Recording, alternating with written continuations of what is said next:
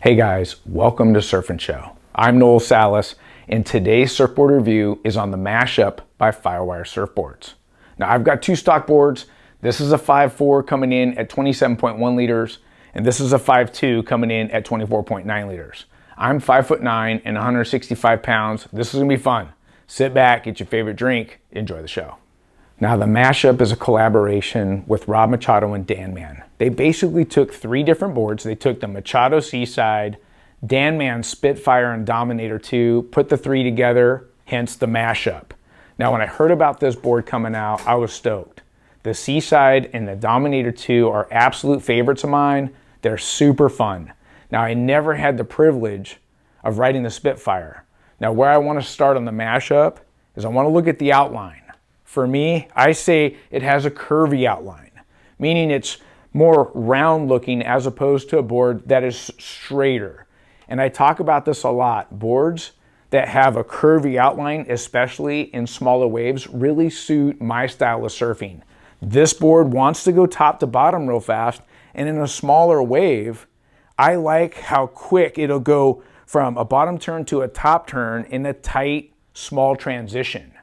Now, I also want to point out that its white point is a little forward from center. The whole board overall has a lot of foam, but the nose is a tad wider. There's a lot of foam and good surface area up here, making it a good paddler.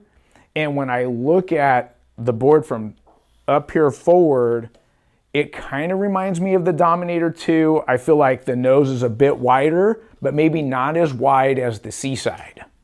Now from here back, it reminds me of the Seaside. It's got a performance fish look to it, but it kind of turns more like a small wave performance board.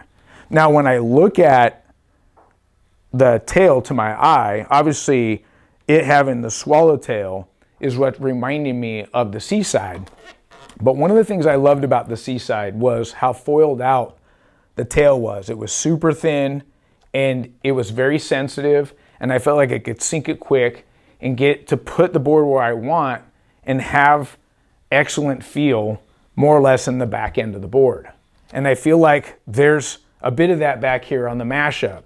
It has something that I believe Dan Mann's calling a tapered step rail, where you can see from here all the way around, even to the tail, it's foiled out nicely, so it has that sensitivity like the Seaside. But they're really putting a lot of foam from like more or less right here into the middle of the board. So it's not just packed with foam up here where you'd find that mostly in the Seaside and other small wave performance boards or grovelers, but I really feel like they're actually trying to keep good foam throughout. Now, I want to talk about the rail a little bit because even that's a little bit unique. I feel like it's medium in my hands, soft and forgiving, but as it gets back in here where it's a little bit more of a lower apex, and that's also going to give it more traction coupled with the swallowtail. Now I want to talk about the bottom contours and actually what this board feels like underfoot. And I think a great description of the MashUp for me is fast and loose. One of the things I feel that's unique about the bottom contours is that from the very first wave that I caught, I got that first pump. I'm like, whoa, the board feels loose. And then it had that quick get up and go speed. Now, I didn't mention rocker. It's a medium exit with a medium entry. And I feel like just the way he tied it all in together is giving me that fast and loose feeling. So I got my straight edge. I want to talk about the concave that he put in, and then he put a double barrel concave in. And then right out here through the tail, it's got a very slight V. So I'm going to go up to the top third of the board, and I just want to point out that it's a pretty aggressive double concave. So when I put my finger down here, you can see that it's got this double barrel on both sides, and it's getting more aggressive. I would say this is roughly the center of the board, and then in front of the fins, it's even more aggressive. Look at how deep that is on the double barrel concave here. And then on the inside of the fins, it's almost like it's cupping on the rail. And that can give us a bit more hold and traction. Now, when I point out this double barrel and how aggressive it is, I want to point out that the rail line is still higher than the center line. And it's not until I get well past the third fin that it's actually starting to rock a little bit. Now, for me, when I talk about the concave being super aggressive here, it's about the way the water flows through the fins. And I really like this double barrel under my front foot. I really feel like it's got that speed. And when I try to describe a board, or especially boards that I like, is that it's got to be fast and loose. And when I put this board, couple the bottoms with the rocker and the curvy outline and the way I personally like to surf, I really feel like that's what's giving it that top to bottom, not only flow, but speed and being able to fit in that tight transition real quick. Now I want to talk about the fins I chose, and I felt like we had really fun waves for the MashUp review. From a little overhead on the point breaks, and then we went to Waco Surf, and I got to run it in that steep, hollow little punchy beach break type wave. And I kept gravitating towards my pivot twin plus stabilizer. This setup right here has that drive and quick, getting the lip real quick. There's something about the wider base that gives you that extra drive compared to your typical thruster side fin. And the template's pretty upright. Like I said, I want to pivot quick. So this felt really good in smaller surf, and I want to say shoulder high and below. Then I went to a quad setup, and this felt good too. It's carrying a little extra speed compared to maybe running a thruster, but I really felt like this set here and these felt good in shoulder high and below.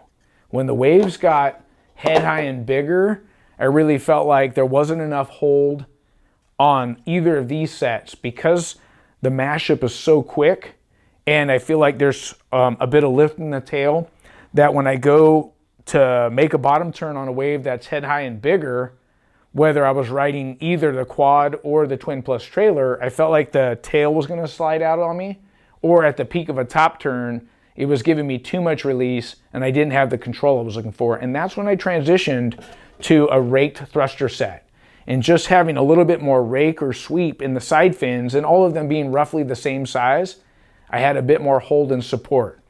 Overall, I felt like the MashUp really excels in shoulder high and below surf. And when I got the board into that kind of environment, the twin plus trailer was my favorite setup. Now I want to talk about both stock boards, the helium construction, which one felt best underfoot. I did have some struggles, and I really felt like it had something to do with the volume and the size of the board and the construction. When I talk about doing the bulk of the review on the 5.4, coming in at 27.1 liters, because it's lightweight helium construction and EPS epoxy is a little bit more topical, I feel like it's floating about 27.5, which is a little on the high side for me. So when the waves are head high and bigger, going to the bottom and making that bottom turn, I don't have that surety. I talk about the board being fast and loose. So going into that bottom turn with a lot of speed, I kind of feel like it's going to slide out of my bottom turn, or not having the traction on a big carve that I'm looking for. So then I went to the stock 5.2 because they're not making a 5.3. I would imagine the 5.3 would come in at roughly 26 liters, and that would be right on the sweet spot for me. So I think sizing the MashUp was probably the biggest hurdle for me personally. Going to the 5.2 with it being so short and still being quick and loose, I felt like it was kind of twitchy, shaky, and hard to control. So I really just stuck to the 5.4. And one of the other things that I felt that not only when the waves got bigger, every now and then I felt like because I'm carrying speed and I'm doing a turn, two things would happen. I talk about there being a little bit of lift in the tail. I felt like it would be hard to control at times. And then every now and then it would catch up in this area right here. So a wider nose board will have some liabilities like that. But all in all, I felt like the MashUp is best as that small wave performance board. I liked it best in head high and under. And who do I think this is best for? Well, I really feel like it's great for our community that's looking for a small wave performance board that you don't have to work hard to get a lot of speed. A lot of our community says, hey, I have a Seaside, or I have a board that I like a lot in small waves, but I want to progress and be able to surf more top to bottom. I feel like that's the MashUp. I really feel like it's got that speed, that quick get up and go. It's getting in the lip nice and quick, and I feel like you can run some different fin setups and really fine tune what's best for you. Well guys, I hope you enjoyed today's review on the MashUp. I highly recommend it for that intermediate all the way to pro level surfers, best in head high and below waves. I'm calling it a small wave performance board. If you're stuck in between two stock sizes, I say take the bigger of the two and you won't sacrifice performance because it's fast and loose. I will be doing another episode where I'm going to compare the MashUp, the Seaside, and the Dominator 2, and a special shout out thanks to Firewire for sending these boards in for review. Look, if you like the show, subscribe, ring the bell so you don't miss an episode, and give us a thumbs up if you like our content. Until next time, we'll see you in the water. Bye-bye.